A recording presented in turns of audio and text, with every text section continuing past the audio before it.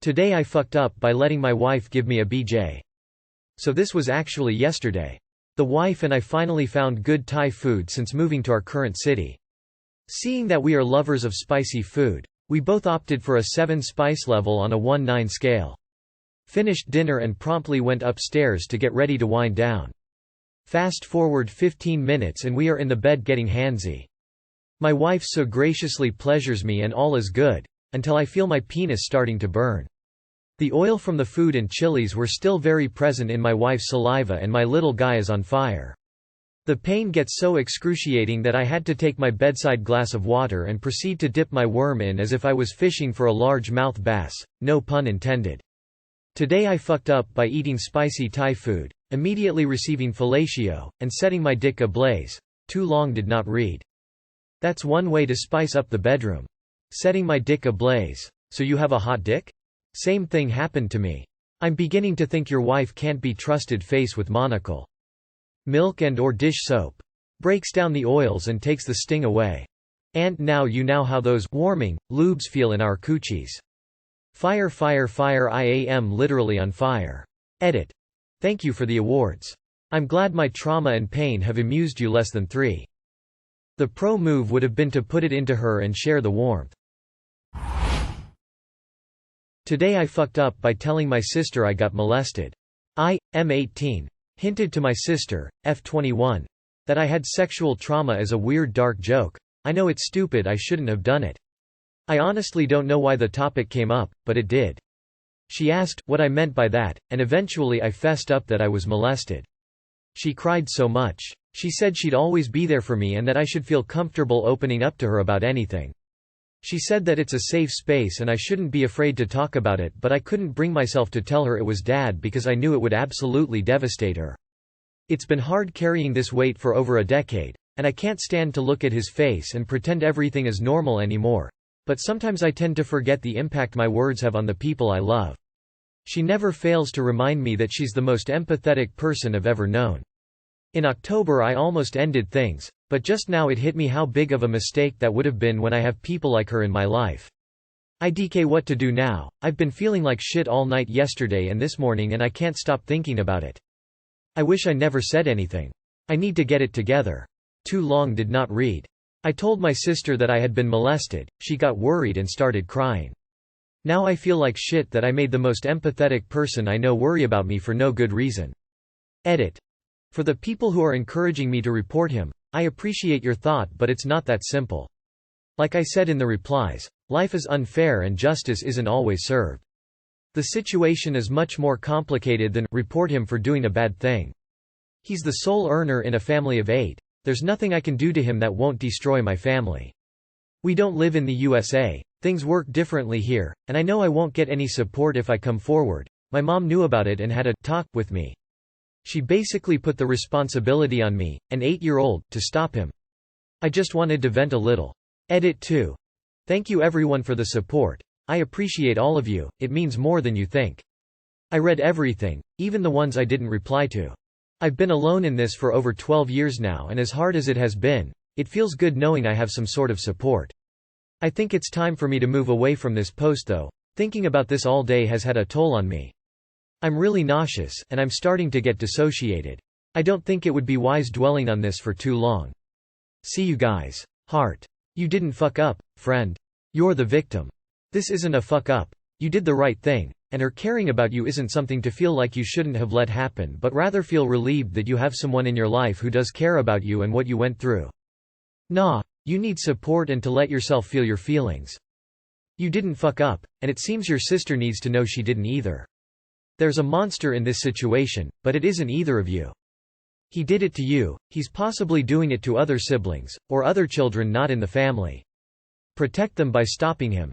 What a terrible burden to put onto an 8-year-old. I hope you're in therapy and get the help and healing you need.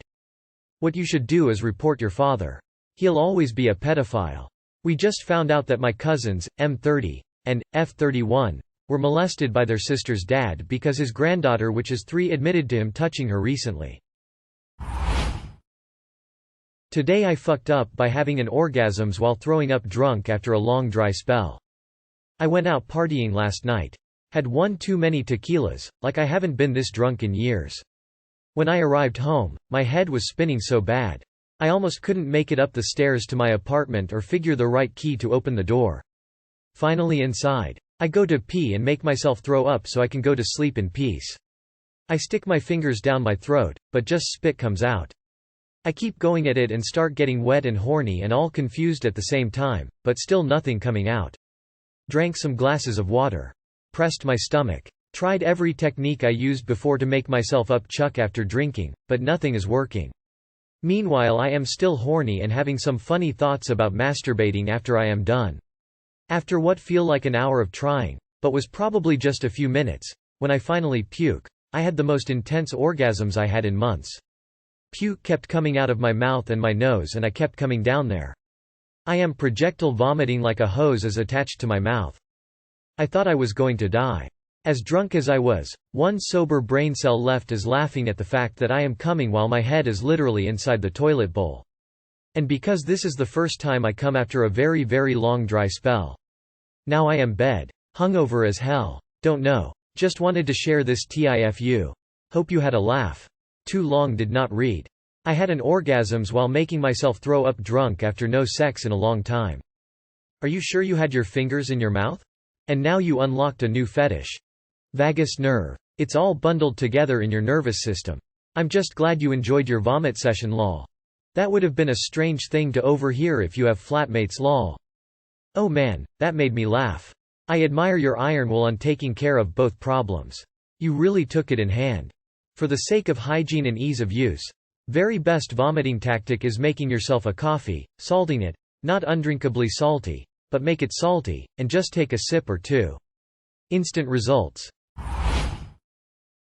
Today I fucked up by meeting with an old friend.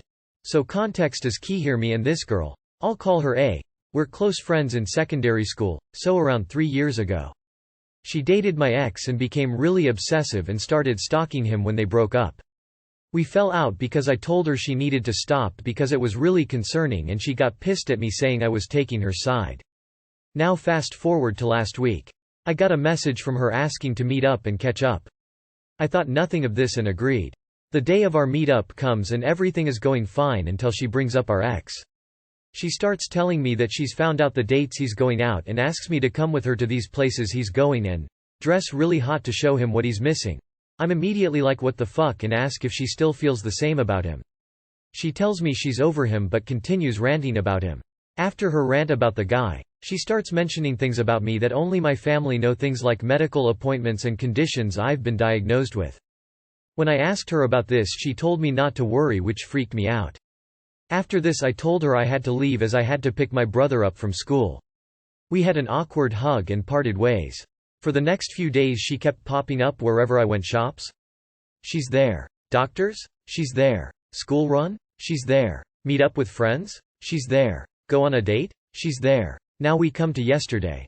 I was emptying out my bag trying to find my clock and card for work when an AirTag fell out.